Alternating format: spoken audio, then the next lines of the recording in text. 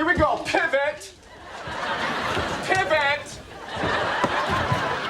Pivot. Pivot.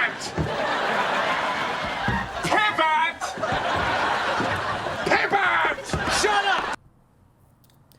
Hi everyone, in this CSE 373 review video, we're going to be talking about Quicksort, and more specifically, an in-place implementation of Quicksort. So Quicksort is one of these divide and conquer sorting algorithms, similar to merge sort, so a lot of the same principles are going to apply. As with the other divide and conquer algorithms, we're going to have these three main steps: divide, sort, and combine. So Quicksort's division is a bit different from merge sort. Merge sort kind of just divides the input into halves each time, but Quicksort, the goal is to divide the police are going nuts out there.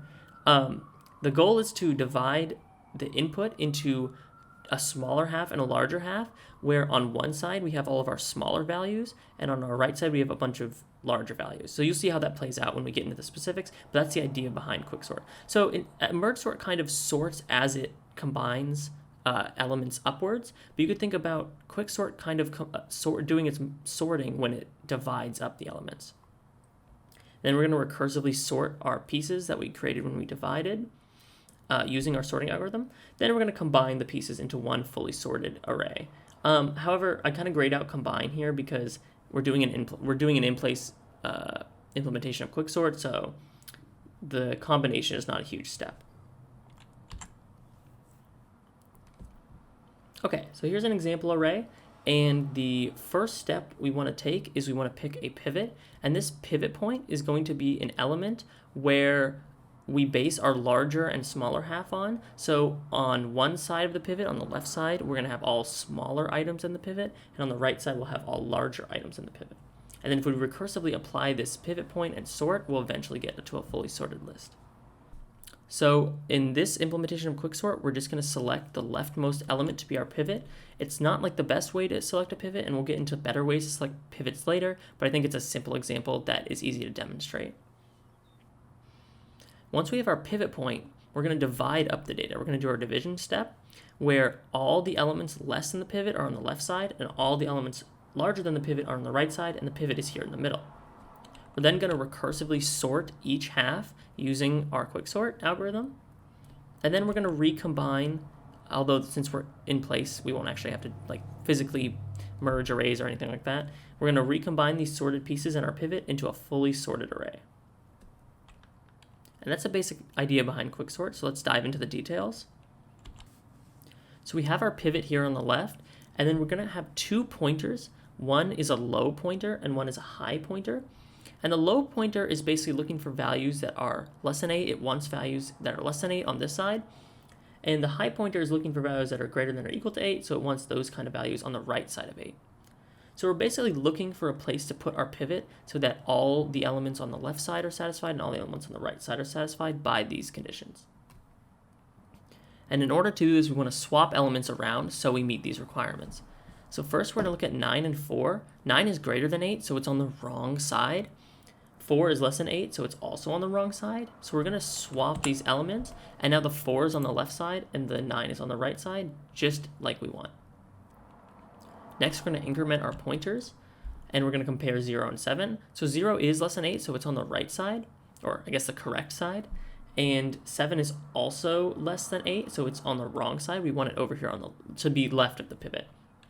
So what we're going to do, because we can't swap them, because then the 0 would be on the wrong side, we're going to just increment the pointer that has the correct value already. So now low is pointing at 10, which is greater than 8, and high is still pointing at 7, which is less than 8. So this seems like a scenario where we can swap them. And we're going to increment our pointers once more. We have 5 and 9. 5 is less than 8, so it's on the correct side. 9 is greater than 8, so it's on the right side, so we're on the correct side. All right, increment again, and we have 1 and 6. So 1 is being pointed at by the low pointer. That's correct. That's less than 8. 6 is being pointed at by the high pointer. We want a value greater than or equal to 8 here, so this isn't in the correct place. So because of that, we're going to increment our low pointer one more time because it's pointing at a value that's already in the correct position. Now both our low and high pointer are pointing at 6, so this can signal to our algorithm that we're done, and we're going to swap the pivot with this 6, and now you'll see that every element to the left of the pivot is less than the pivot, and every element to the right of the pivot is greater than or equal to the pivot. So we've completed our very first quicksort call, so now we're going to have to recursively call quicksort on the two sides here, the two pieces that we've created. So what does that look like? Well, first we're going to create two new pivots, a pivot for the smaller half and a pivot for the larger half. And we're going to select this pivot in the exact same way that we selected the previous one. It's just going to be the leftmost element. Now I'm going to skip a lot of little steps, but we're going to just quicksort these sides and just assume that I did it correctly. So now these sides are quicksorted. You see that our pivot ends up here in the middle. Everything to the left of it is less than it. Everything to the right of it is greater than or equal to it. And same goes for this larger half pivot. Now we're going to recursively sort this section here, this single element here, this single element here, and this single element here. So sorting a single element is super easy. We just kind of return that we're done. So that's the base case for quicksort, is once we hit a single element, once our pivot is at just a single element with no values next to it, we can just be done sorting. So we're going to create those new pivots, and basically 7, 9, and 10 are just going to stay like that. We don't have to do any more sorting. However, this first section is going to be empty sorted again, so we're going to quicksort that, and you see all the elements here to the left are less than 5. Then we're going to make a new pivot here, and we're going to sort these last 3, and then we're going to create 2 more pivots of single element size, so we're going to be done. So you see we'll have our fully sorted list. So now let's talk about a couple of factors that are very important for sorting algorithms, whether the algorithm is in place and whether it's stable. So we did implement a quicksort that is in place, so that's a yes, and there are versions that are not in place, but if we want to save on memory, we want to implement it in place. Quicksort is not stable, however. If we go back, you can actually see that we have this 9 that is to the left of this 9, and once we do our swap, this 9 is now to the right of this 9. So quicksort does not maintain relative ordering for for the same values.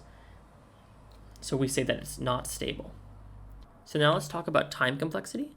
Quicksort actually is a worse time complexity than merge sort. It has theta of n squared, and this comes from the fact that if your pivot isn't doing a good job dividing the values in half, you're going to get less than optimal runtime. So merge sort will always divide the data up exactly in half because it just splits the arrays, but since quicksort depends on the elements, you can have these worst case inputs where the data is not divided in half. An example of this is if we select the leftmost element to be the pivot.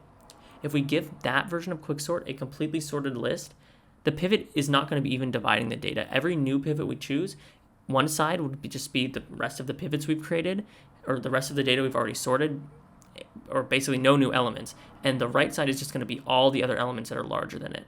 So there is no smaller half when we sort an already sorted list. So we're basically going to be performing n squared work because we're just going to be going through the list and then doing n work on each element. Quicksort has a best case, however, of n log n, and this comes from if we're dividing up our elements well into 2 halves, we're basically splitting it in half every time. And then in practice, we're going to hit this n log n way more than we're going to hit this n squared. We pretty much never hit this n squared unless we have really, really bad inputs or a bad pivot selection. So you might be thinking, well, why would I ever use quicksort over merge sort? It has a worst case, or has a worst case, and you know, I don't really need it to be in place, so why would I do this? And the answer is, a lot of the times quicksort has way better constant factors. So while it's asymptotically the same as merge sort, in practice and when you actually run the sorts, quicksort is usually a lot better, or a lot faster at least. And I just want to touch on different pivot selection options. So we did first element selection in this implementation. It's not great for certain input, and it can lead to that theta of n squared runtime if we have an almost sorted or sorted list. There's also middle element selection, and I mean, this is maybe better for a sorted list, but if we have some kind of input where the middle element is the smallest and then each element going left and right is getting bigger and bigger or something weird like that, it would also trigger that theta n squared runtime. A very common pivot selection method, and one that still only takes ov1 time, is the median of the first, last, and middle elements. And this usually gives you like a nice average median number that you can, or a median pivot that you can pivot around and roughly get the data divided up into two parts, especially if it's a sorted list already, because then it's just going to choose the middle element. Ideally, you would want the actual median, so you can take the median of the full array. However, that does take O of n time, so when you're running your quicksort, it's going to have way worse constant factors, even if it doesn't affect the asymptotic worst case or best case runtime. It is going to affect it in practice, and it's going to end up being a lot slower. You could also just choose a random element. It's a method that definitely has been used by some implementations, but it does rely on probability, so if you don't like that or you don't want to get unlucky and like get a really bad pivot selection, then maybe avoid that. Anyways, that's going to be it for Quicksort. I hope you all enjoyed the video. Thanks so much.